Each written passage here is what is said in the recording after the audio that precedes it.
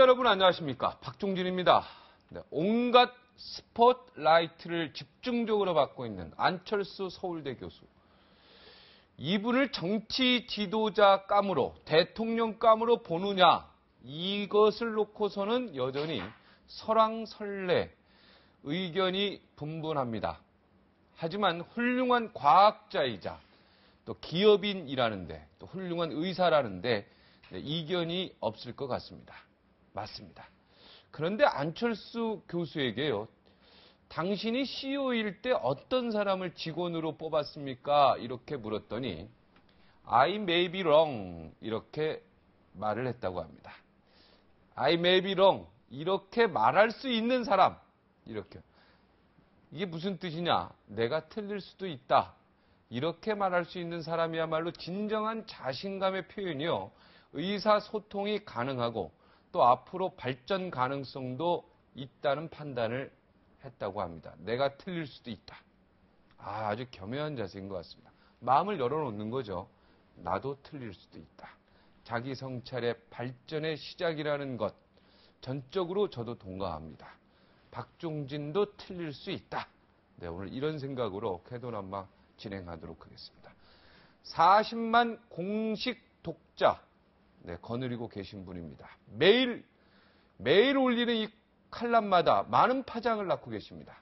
윤창중 칼럼세상 대표와 함께 오늘 정치권 이야기 네, 집중 해부해 보겠습니다. 안녕하십니까? 안녕하세요. 네. 오늘은 이제 박지원 원내대표에 대해서 집중적으로 좀 해부를 좀 해보겠습니다. 그러시죠. 자, 지금 이제 보혜저축은행으로부터 뭐 돈을 받았다, 솔로몬으로부터 돈을 받았다. 네. 자, 이제 검찰이 어느 정도 증거는 갖고 지금 이제 소환에 계속 부르고 있는데 지금 불응하고 있어서 이것이 지금 정치권에 큰 지금 부담으로 작용하고 있는데요. 네. 박지원 원내대표가 엄청난 내공이 있지 않습니까? 네. 과연 검찰의 승리로 끝날 것인가? 아니면 박지원 원내대표가 승리할 것인가? 최종 승자는 누가 될 것으로 보고 계십니까? 지금 박지원 원내대표가 교도소 담장 위에 지금 올려져 있죠. 네. 여기서 지금 휘청거리고 있습니다. 검찰이 쳐놓은 덫에 걸려가지고 네. 과연 교도소 담장 안으로 떨어질 것이냐, 네. 아니면 교도소 담장 밖으로 떨어져가지고 네. 유유히 쾌재를 부르면서 미소를 지으며 나올 것이냐. 떨어지면 무릎은 좀 다치죠. 네. 어느 쪽으로 떨어지든. 하여튼 기로에 서 있는데 네. 저는 이 게임은 결코 단언할 수 없다 봅니다. 아, 결론을 내릴 수 없다. 네. 아, 천하의 우리 윤창중 대표께서 이렇게 결론을 못 내리는 이야기가 있습니다. 조금 들어보세요. 네. 이 박지원 씨가 자신의 고향인 전라남도 진도 앞바다를 지켜보면서 키웠던 잡초 같은 생명력, 네. 그리고 동교동 김대중 사단에서 30년 동안 단련해온 그 정치적 직위, 기략, 책략, 이걸 발휘해서 과연 검찰의 그 포위망으로부터 도망갈 수 있을 것인가. 저는 검찰이 쳐놓은 덫이 얼마만큼 촘촘한지는 저는 확실하지 못하고 있습니다만, 네. 결코 박지원이라는 정치인은 검찰의 한 방에 쉽게 링 바닥에 널브러져 쓰러지는 그러한 유리턱 정치인은 아니라고 봅니다. 네. 8월 초에 8월 4일인가 또 다시 한번 임시국회 열면은 어차피 올 대선까지는 뭐 체포동의안 통과하기 전까지는 잡아갈 수가 없으니까요. 그죠? 네. 소환할 수가 없는 상태이기 때문에 아무래도 지금 박지원 원내대표에게 유리한 고지라고 보지 않습니까? 이것을 네. 박지원이라는 정치인을 지금 과연 체포할 수 있느냐 없느냐 하는 문제는 네. 검찰에서도 이것을 매우 정치적으로 접근을 해야 됩니다. 네. 왜냐하면 이 박지원이라는 정치인은 제가 30년 동안 정치부 기자와 정치 칼럼니스트 논설위원으로 관찰했습니다만, 김대중 대통령의 이 놀라운 용의 주도함, 네. 그 성실성과 정치적 지략, 그 책략을 가장 빼닮은 동교동에서 가장 빼닮은 어떻게 보면 DJ의 복제인간이다. 저는 이게 저의 결론입니다. 결코 쉽게 네. 설령 박지원 대표가 저축은행으로부터 돈을 받았다고 하더라도 네. 가정입니다만 네. 그게 사실이라도 김대중과 박지원 이 두 사람의 정치인은 이것을 매우 다른 방식으로 풀 겁니다. 그 다른 방식이 뭡니까? 그게 뭐냐면 네. 김대중 대통령이 정치인한테 한 말이 있어요. 네. 정치인이 갖춰져야 할 덕목은 서생적 문제의식, 서생적 문제의식과 상인적 현실 감각이다. 서생적은 뭡니까? 서생이라는 게 뭡니까? 서생이라는 것은 원칙에 집착하는, 원칙을 결코 포기하지 않는 그러한 문제의식, 그런 자세를 말하는 거예요. 네. 서생적 문제의식. 원칙을 지키는. 원칙을 지키는 거예요. 네. 큰 틀에서 원칙을 지키는 거예요. 상인적 현실감.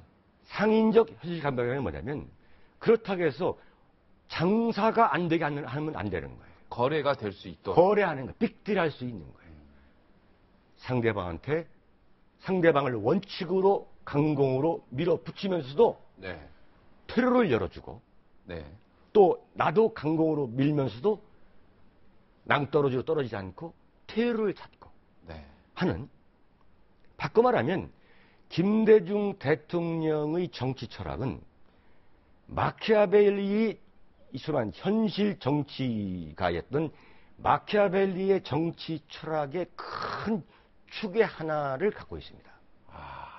어떻게 보면 대한민국 현대 정치사에서 그 마키아벨리의 현실주의적 정치 철학의 가장 빼닮은 분이 바로 저는 김대중 대통령이라고 보는 거고, 네. 바로 이 김대중 대통령의 이 정신적 분신, 거의 복제형 인간을 저는 박지원 원내대표. 박지원 원내대표를 보는 거예요. 네. 자, 그러면 뭐냐면 지금 이 게임이 얼마만큼 흥미진진하냐면 저는 아주 굉장히 흥미진진하게 보는 거예요. 네.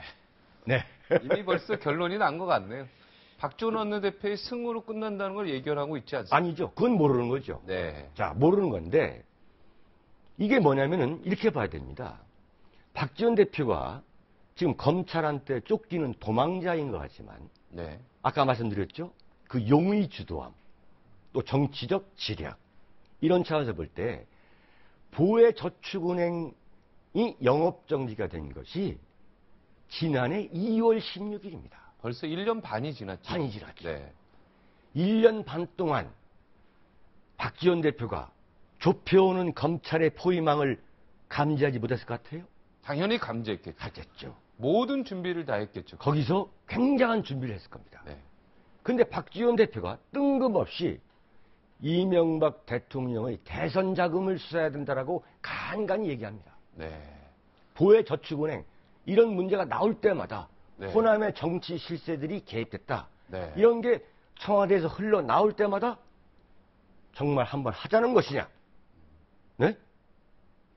할 거냐? 이런 식으로 박지원 대표는 청와대를 향해서 신호를 보내는 거예요. 한번 진짜 붙어볼 거냐? 올 거야? 네. 이것을 청와대만 알아듣는 거예요.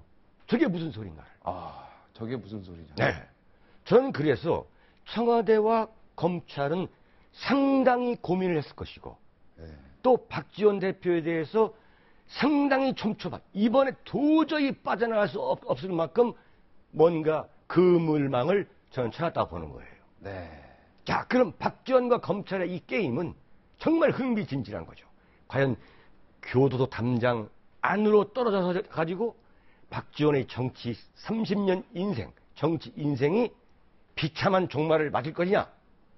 아니면 검찰이 그러지 못함으로써, 실패함으로써 한명숙 전 총리에 대해서 무죄 판결을 내려가지고 지금 어떻게 했습니까? 검찰이 참 입장이 참 국회의원이 돼가지고 이 활보하게 만든, 이 재기하게 만든 그 실력과 그 결기를 갖고서는 박지원 대표를 박지원 대표의 손에 쇠고랑을 채울 수 없다. 저는 그렇게 보는 거죠. 그런데 뭐 교도소 담쟁이 위야 정치인들이 다 걷고 있는 거 아니겠습니까? 다 섞고 있는 거죠. 다 걷고 있죠. 네. 네. 그러니까 정치하는 것은 어려운 거죠. 네. 교도소 담쟁이를 다 겪고 있는 정치인들이다. 교도소 담장 위를. 네. 네, 네. 담장 위를. 위를 일로 걷는 떨어지면 교도소. 일로 떨어지면 무릎이 까지고. 빠지고. 네. 네. 얼마 전에 그 법사위에서요. 네. 박지원 원내대표가 그 권재진 법무부 장관입니까? 네. 엄청나게 이번 그 본인의 검찰 수사에 대해서 엄청나게 추궁하고 네. 막 호되게 이야기하는 부분, 지금 질책하는 부분 그런 게 나왔던데. 나왔죠. 그거 어떻게 생각해서? 지금 이제 박지원 대표를 제가 이 마키아벨리의 패러디를 해가지고 제가 바키아벨리라는 칼럼을 쓴 적이 있어요. 아, 바키아벨리. 네. 박지원은 바키아벨리다. 네. 아까 말씀드린 대로 마키아벨리와 DJ, 용의 주도함, 소위 말하는 서생적 문제의식, 원칙, 여기에 대해서 박지원 대표는 이번 수사를 어떻게 보자면 이건 대선 자금 수사 물타기용 수사다 이렇게 말을 하잖아요. 아, 네. 대선 자금의 물타, 그러니까 대선 자금 수사를 하고 MB 대통령, 그렇죠. 대통령의 대선 주자, 대선 수사, 대선 네. 자금 수사를 물타기하기 위해서 나를 이렇게 수사하는 것이다. 아, 내 입을 막기 위한 것이다. 네, 절묘한 얘기예요. 이 뭐냐면 네, 그래? 그러면 나도 알고 있다. 너의 죄를 나도 알고 있다. 이게 박지원 대표가 지금 야당입니다만 검찰총장 후보자였던 천성관 후보자의 해외여행 신용카드 사용 내역서까지 빼내가지고 네. 낙마시킨 사람 아닙니까? 그걸 어떻게 빼냈을까요? 정보망이죠. 엄청난 정보망이 지금도 검찰에도 있고 다 있다는 있다는 거죠. 네. 여러 각 부분에 있다고 보는 건데 나는 어떻게 생각하냐면 그동안 준비했을 겁니다. 네. 자, 그러면서 한편으로는 상인적 현실 감각을 발휘하는 거예요. 네. 현실적으로 검찰이 정말 죽기 살기로 해가지고 교도소 담장 안으로 떨어진다면 이 후폭풍, 이 여파 이것도 감당할 수 없는 거예요. 감당한다는 보장도 본인이 없는 거예요. 네. 그러니까 법사위 같은 장소에서 법무장관을 상대로 고함을 지르는 거죠. 왜 제1야당 대표를 이렇게 정치적으로 탄압하느냐? 정치 탄압을 지금 몰아가는 거예요. 그러면서 박지원 대표가 한 말 중에 제일 의미심장한 얘기는 뭐냐면 내가 만약에 돈을 받았다면 목포역 앞에서 목포역 앞에서 할복 자살이라도 하겠다. 나는 분명 돈을 안 받았다. 왜 그 많은 역 중에서 목포역을 말했겠습니까? 네? 거의 이제 고향 아니겠습니까? 자, 진도가 고향이죠. 목포는 고향은 아니지만. 네. 지금 네. 지역구는 목포죠. 네, 지역구죠. 근데 김대중 대통령께서 굉장히 정치적인 위기에 빠져 있고 어려움에 빠졌을 때 네. 반드시 나오는 게 뭐냐면 광주를 언급합니다. 네. 김대중 전 대통령이. 네. 항상 위기 때 그야말로 위기 수렁에 빠졌을 때 항상 광주를 언급합니다. 자기의 절대적인 기반을 향해서 SOS를 요청하는 거예요. 네. 그 문화생 박지원이가 목포를 언급했을 때 저는 정치 구단이구나. 네? 이 문제를 개인 박지원의 문제가 아니라 어떻게 보면 지역 구도로 몰고 가는 거예요. 박지원을 죽이려는 거 아니냐. 대선 자금 수사 문제를 언급한 나를 지금 입막으려는 거 아니냐. 이런 식으로 확대 재생산하는 거죠. 자, 두고 보면 알 겁니다. 절묘한 게임이 벌어질 겁니다. 박지원 원내대표를 최고의 책사로 칭하지 않습니까? 그렇습니다. 네. 어떤 이유에서 최고의 책사로 전략가로 그렇게 인정하는 겁니까? 저는 볼 때 정치를 하는 데에 있어서 모범 답안이 단 하나라고 부른 사람은 정치라는 것은 참 버거운 직업입니다. 네. 네. 그래서 모범생들은 정치를 하면 반드시 실패하는 거예요. 네. 네? 정치에는 여러 가지 해답이 있는 거예요. 절대 단선적이고 표피적인 게 아닌 거죠. 네. 여러 가지 다면적인 측면이 있는 거예요. 자, 그 다면적인 측면을 이해하려면 그 다면적인 정치를 구사하려면 내공이 있어야 됩니다. 근데 그 내공이 하루아침에 되는 게 아니죠. 그 내공은 뭐냐면 이 고목의 나이테를 들여봤을 때 그 켜켜이 둘러싸인 그 고목의 나이테, 그 다음에 퇴기의 그 화장 지운 그 맨 얼굴에 숨어있는, 퇴기라는 건 이제 퇴직한 기생을 얘기하는 거예요. 그렇죠, 퇴직한 기생이죠. 한물 간, 풀어줘야 돼요. 예. 한 30년, 40년 한 그 기생, 네. 그 산전수전 다 겪은 그 퇴기의 얼굴에서 화장을 지우는. 화장 지운 그 맨얼에 있는 그 주름, 네. 그 주름 속에서 우리가 발견할 수 있는 인생에 대한 철학, 그 내공, 이게 있어야 되는 거예요. 무섭죠? 퇴기. 무서운 거죠. 딱 분장 딱 지우면. 그래야 정치라는 것은 여러 다면적인 직구와 변화구를 구사할 수 있는 거예요. 네. 그런데 박지원 대표와 김대중 대통령은 이게 지금 1996년 박지원 원내대표가 박지원 대변인 시절에, 네. 네? 1996년 네. 김대중 대통령의 새정치 국민의 대변인 시절에 쓴 네. 책이에요. 넥타이를 잘 매는 남자. 넥타이를 여기에 잘 매는 남자. 여기에 DJ의 추천사가 있죠. 그렇죠. 네. 여기 추천사에서 김대중 선생 추천사 잘 안 쓰시는 분 아닙니까? 네. 지칠 줄 모르는 성실함, 네. 놀라운 정치적 순발력. 네. 박지원 대변인을 한마디로 말하라면 이렇게 표현하고 싶다. 이렇게 말하는데, 진짜 밤새 술을 드셔도 아침 새벽 4시에 일어나서 운동하시는 분이라고 제가 알고 있습니다. 아침 운동을 해서 5시에 김대중 대통령 사가에 가시고. 5시는 좀 빠른 거고, 아, 그렇습니다. 6시 반에. 6시 반에 네, 갑니까? 매일 아침 네. 가서 종합보고를 하는 분이죠. 네. 바로 뭐냐면, 이 성실함과 정치적 순발력이라는 것은 바로 김대중 대통령의 본인을 말하는 거예요. 네.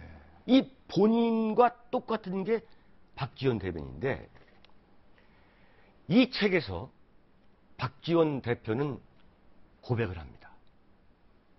나의 아버지는 좌익 운동가였다. 아, 이 책에서 쓴 겁니다. 그렇죠. 좌익 운동가. 그래서 좌익 운동가였는데 아버지가 목포 상무를 다니면서 네. 광주 학생 의거에도 참여했던 네. 분인데 좌익 운동가였다. 네. 근데 아버지는 내가 태어나서 4살 만에 1948년 여순 반란 사건. 여순 반란 사건이라는 것은 대한민국 이승만 정권을 전복하기 위해서 당시 여수 순천에 있던 공산주의 세력들이 무장 권리를 했던 거죠. 그 여순 반란 사건을 그렇게 간단히 규정하긴 조금 어렵습니다. 사건의 우리, 발생은 그렇죠. 우리 군인들이 거기에 있죠. 국군이 그렇죠. 반란을 일으킨 거. 네. 국군이 이제 제주 4.3 폭동 아니 그 사건에 국군 안에 그렇죠. 좌익이 그렇죠. 있었고요. 좌익이 있었던 네. 거죠. 하여튼 그렇게 돼서 제주 그 4.3 그러니까 폭동을 진압해라. 근데 그걸 거부하죠. 네. 네. 거기서 이제 그래서 이제 일어나는 폭동이 거죠. 일어나는 거죠. 거기서 일어나는 네, 거죠. 네. 소위 말하는 단순하게 모두를 다 좌익이라고 얘기하기에는 좀 어폐가 있다 이런 얘기죠. 뭐냐면 모두를 좌익으로 말하는 게 아니라 네. 그 1948년 여순 반란 사건의 소위 말하는 발생의 원인은 네. 그 당시에 소위 말하는 좌익에 의한 네. 여순에 그렇죠. 있던 그 연대인가 거기에 몇 명이 있었죠. 네. 좌익 세력. 그로 인하여 이제 항명을 하게 되죠. 자, 그래서 네, 거기까지. 예. 거기까지 예. 말씀하시고 네. 말씀 걱정합니다. 드리려면 여순 반란만 해도 한 30. 그런데 이상의- 박지원 대변인이 거기서 뭐라고 얘기하냐면 네. 1948년 여순 반란 사건 때 아버지께서 돌아가셨다. 이렇게만 표현합니다. 네. 1948년 여순 반란 시절 아버지께서 갔다. 좌익 세력이었고. 그런데 그렇죠. 그런데 아버지가 남긴 그 멍에 좌익 운동가의 아들이라는 그 멍에는 어머니를 비롯해서 우리 전 가족한테 멍해했다. 네. 그런데 그때 박지원 씨는 초등학교 시절부터 뭘 꿈꾸냐면 국회의원을 꿈꿉니다. 아, 초등학교 때. 나는 국회의원이 되겠다. 네. 그런데 좌익 운동가의 아들로서는 공부도 할 수 없고 집안이 성공할 수도 없고 돈도 벌 수 없고 그래서 박지원은 미국으로 이민을 갑니다. 네. 그 이민을 가서 가발 공장으로 정말 날밤을 새면서 엄청난 부를 얻게 되는 거죠. 네. 부지런하니까, 워낙 부지런하니까. 그리고 똑똑하신 분. 성실하고. 그래서 재력가가 되는 겁니다. 네. 준비하기 시작한 거예요. 네. 한인 뉴욕 회장이다. 네. 그러면 한인 뉴욕 회장이 되고 나서 뭐가 있냐면 전두환 정권이 출범을 합니다. 네. 그래서 전두환 대통령이 미국에 와서 로널드 레이건 대통령을 만나기 위해서 네. 그래서 5공화국 정권의 정통성을 강화하기 위해서 오는 거죠. 네. 그런데 그 당시에 그 전두환 대통령의 방미 선발대 격으로 누가 오냐면 네. 전두환 대통령의 동생인 전경환 씨가 옵니다. 아, 그렇습니까? 네. 그 전경환 씨가 박지원 뉴욕 한인회장을 만나가지고 뭐라고 하느냐. 전두환 대통령 방미 환영위원장을 해달라. 아. 그래서 이걸 박지원 씨가 맡게 됩니다. 네. 그래가지고 박지원이가 금을 환영을 합니다. 네. 그래서 전경환 씨가 민정당 전국구 자리를 보장합니다. 아, 원래는 이쪽 민정당 쪽으로 갈 뻔했군요. 그랬죠. 네. 이제 그러다가 그런데 전두환 대통령이 물론 박지원 뉴욕 한인회장을 알고 있었던 거예요. 네. 그러나 해외 동포가 국회의원 될 수 없다. 이래서 박지원 씨가 거기서 첫 번째 좌절을 하는 거예요. 만약에 그 사실이 그걸 이겨냈다면 네. 지금은 새누리당 국회의원 되어 있겠네요. 그럴 수도 있겠죠. 네, 그런데 민주당 그렇죠. 네, 그럴 수 있죠. 그런데 결코 박지원은 좌절하지 않고 네. 다시 미국에 갑니다. 네. 어떻게 가냐? 미국으로 망명을 온 김대중 대통령을 만나게 됩니다. 아, 1983년. 원래 전두환 전 대통령하고 그렇죠. 인연을 맺을 뻔하다가 그게 좌절되다. 해외 동포한테는 비례대표를 줄 수 없다. 전국구 그 당시. 그렇죠. 이것 때문에 그 다음에 김대중 대통령을 만나게 되는군요. 그렇죠. 여기서 이제 역사적 만남이 이루어지는 그게 1983년인데 네. 당시 필라델피아에서 독립신문에 주필을 했던 김경재 의원. 네. 전남 순천에서 국회의원을 네, 했죠. 여기 나왔었어요. 네네. 네. 그 김경재 의원의 소개로 김대중 당시 망명객 김대중을 만나게 되는 거죠. 그러면은 김경재 의원은 박지원 원내대표의 은인입니다. 은인이죠. 네. 그런데 거기서 이제 김대중 대통령이 그 당시에 너무나 궁핍할 때에 네. 재력가였던 박지원 씨가 네. 재력으로 지원을 하는 거죠. 네. 그래서 김대중 대통령이 나중에 자기의 회고록에 읽겠습니다. 네. 나는 그 당시 박지원 씨가 나한테 물심양면으로 지원해 준 것을 영원히 잊지 못할 것이다. 이렇게 얘기합니다. 자, 그런데 그 사이에 재미있는 게 있습니다. 박지원이라는 정치적 인간은 얼마나 다면적인가를 보면은 1984년 때 김영삼 당시 총재가 네. 박지원 원내대표한테 네. 특보를 제안합니다. 네. 그러니까 동교동에서 또 엄청난 공을 들이면서 이것이 또 무너질지 모른단 말이에요. 만에 하나. 또 상도동과도 또 상도동 김동영 장관 같은 좌동령 우영할 때 그 김동영 장관과 또 인연을 맺습니다. 네. 그래서 김동영 장관의 소개로 YS를 만나가지고 네. 거기서 통일민주당 전국구 13번 자리를 제안받았어요. 아, 그거를 받습니까? 안 받습니다. 받죠. 근데 그게 안 받는 거죠. 아, 안 받았다는 게 본인의 주장이죠. 아. 네. 하여튼 간에 거절했다는 게 이제 거절했다는 것이 네. 이제 본인의 주장인데 네. 이제 그래서 결국은 뭐냐면 나이 50의 나이에 그러니까 1938년 지금 본인의 주장이라고 말씀하셨는데 그렇죠. 그러면 진실은 뭡니까? 13번을 받았는데 거절했다는 거에 대해서 그건 진실 아닙니까? 난 진실을 보고 싶어요. 네. 아니, 네. 그 말 뜻은 뭔가 진실이 아니라는 아니, 게. 그러나 제가 그것은 확인해보지 않았기 때문에 아, 예. 네, 그건 본인의 진실이겠죠? 주장이다. 네, 사실은. 이게 정확한 거죠. 네네. 본인의 주장이다. 네네. 그래서 네. 좀 말씀 좀 드리겠습니다. 네네. 38살 나이에 12년 만에 소위 말하는 삼수 끝에 네. 나이 50에 국회의원이 되는 거죠. 네. 그래서 대변인이 되고. 네. 집권해서 청와대 들어가가지고 네. 왕수석, 장관 네. 이러면서 결국은 노무현 정권에서 남북 정상회담의 대북 송금 사건으로 4년 동안. 네, 그 천신만고 끝에 감옥에 가서 또 공천을 받지 못해서 네.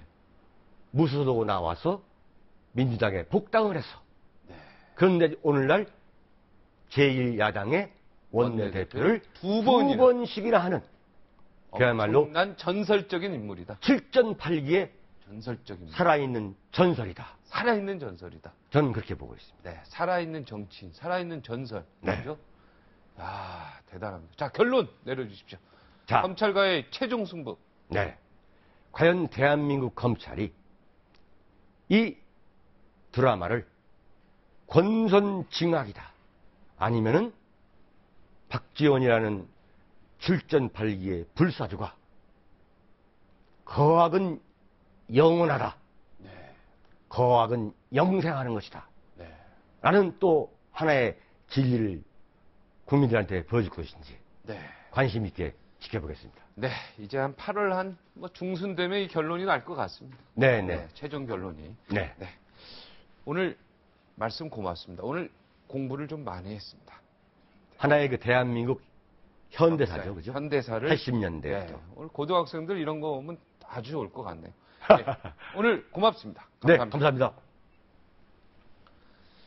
젊을 때는 잘 몰랐습니다. 그런데 참 신기하게도요, 세월 따라 나이를 먹을수록 이상하게요, 이 트로트 가락이 참 좋습니다. 전 국민이 사랑하는 트로트 가수입니다. 서른도 씨가 나옵니다. 예, 저와 아주 가까운 분이십니다. 오늘 여러 재미있는 이야기, 이분이 거의 뭐 개그맨 이상의 정말 그 웃음을 갖다 줍니다. 직접 스튜디오로 모셔봤습니다. 59초 후에 만나 뵙겠습니다.